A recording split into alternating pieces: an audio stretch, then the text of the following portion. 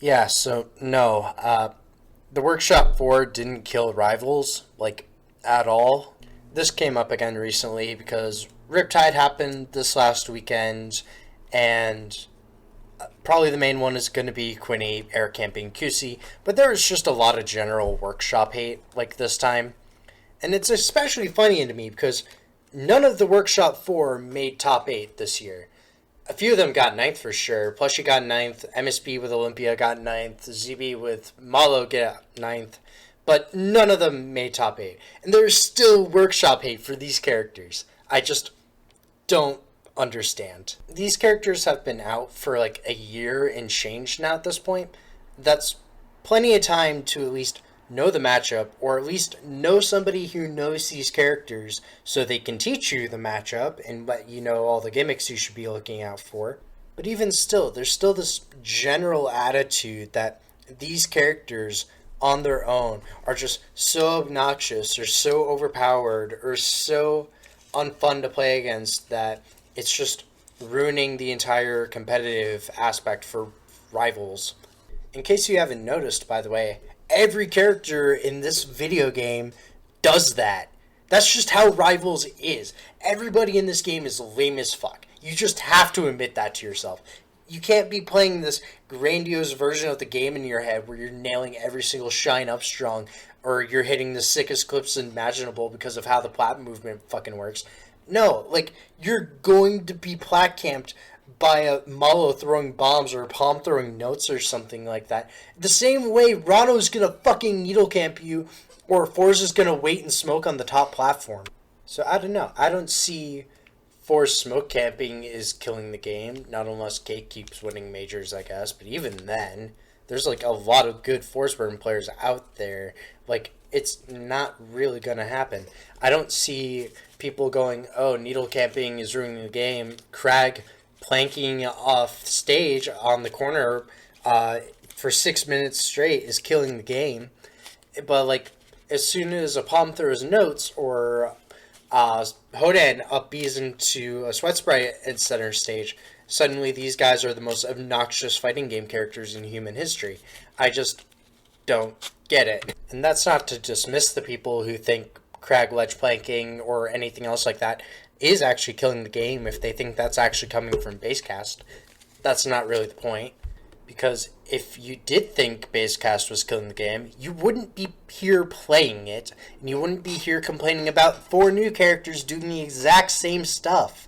Which I guess brings me back to like actually discussing the Workshop 4 on their own to see if they themselves have something unique to them that might have killed it instead of any of the Basecast shenanigans from when any of them were released, basically. And if it were to kill Rivals, it would probably kill them now as we're waiting for Rivals 2 instead of like any other time, which is insane to think about because release versions of these characters were fucking insane.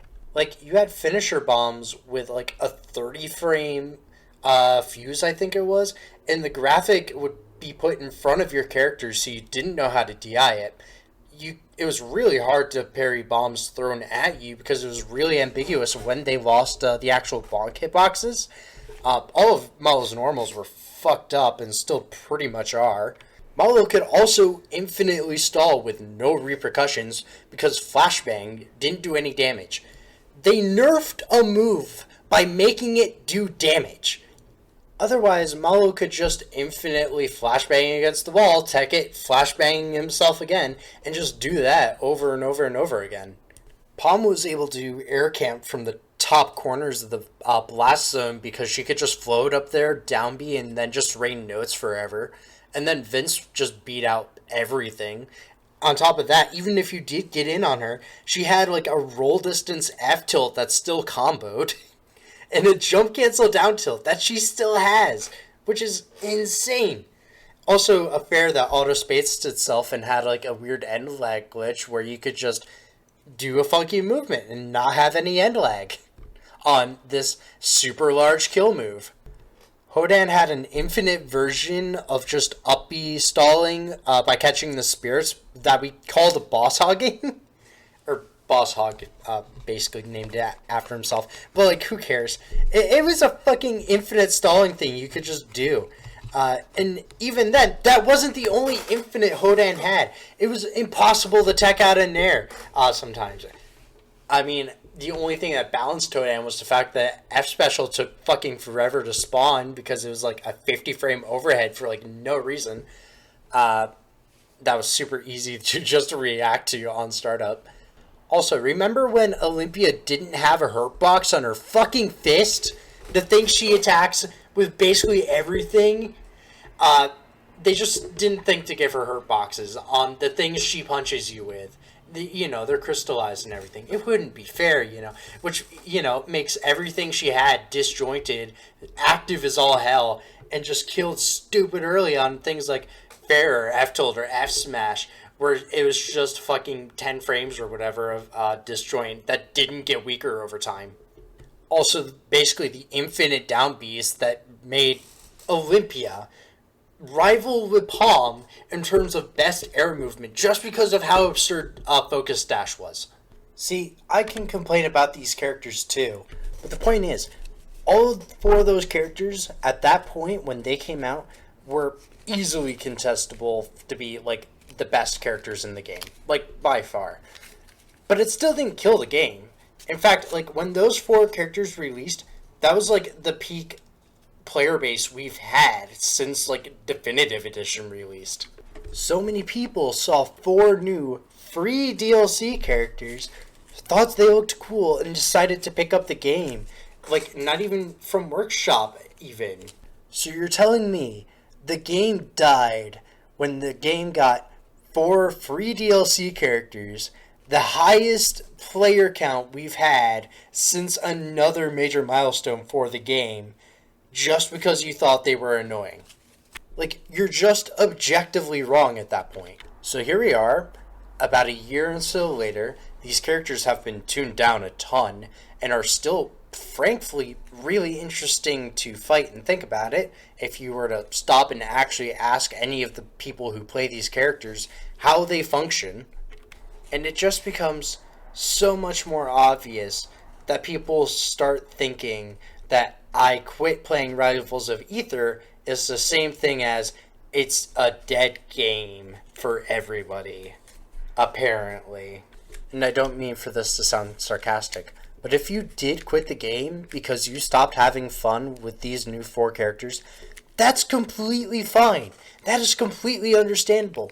There's no point wasting time on things you aren't having fun with. But the lack of object permanence some people have when they come back in every major and say shit like, how's the dead game going? As they just watch another Workshop character camp or do whatever it is they've been doing for a year now, that people have figured out that are still playing here. Cake is still winning majors, by the way. Like, it's just gotten to the same point for the Workshop 4 that the rest of the cast has gotten to. And everyone's still treating it like the Workshop 4 still have some special privilege. Like Palm trying to find notes and Vince as soon as possible, or Hodan trying to find an up B setup as soon as possible. Like, people don't tell Rano mains that his character only consists of Nair, Needles, and Dacus fishing. Like, be for real. People are trying to act like the Workshop 4 contributed everything, but now contribute nothing, when the reality is they're just as unoriginal as the rest of the cast if you play them lame enough. Because at the end of the day, lame is pretty subjective. These are competitive people we're talking about. Finding solutions is what they do. It's how metas form. Adding more options into a meta is super fun. It gives you more tools to play with. It gives you more ways to look at the situations you thought you knew, so you can build even more complex stuff around it. Even if that result itself is lame, having more options for that in order to fuck with somebody's head is the point.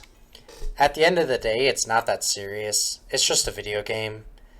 And it's arguing with people why they should care when it's very clearly obvious they don't want to, or they're looking for excuses to not to want to care. So there's no reason to take any of these people at their word that Workshop is ruining Rivals, or that these lame characters are taking away something from the game, even though they literally haven't taken away anything. We're in the waiting room for Rivals 2 at this point, and we still have people pushing themselves to beat Cake Assault. Cake Assault could have ran away with every other major, but he got upset by Kusi last weekend. I think we'll be fine.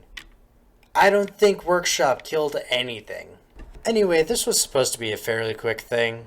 Ended up taking a bit longer than I thought. I'm probably going to go to bed. If you want me to do more of this, like and subscribe and do all that YouTuber bullshit. Hey, thank you. Goodbye.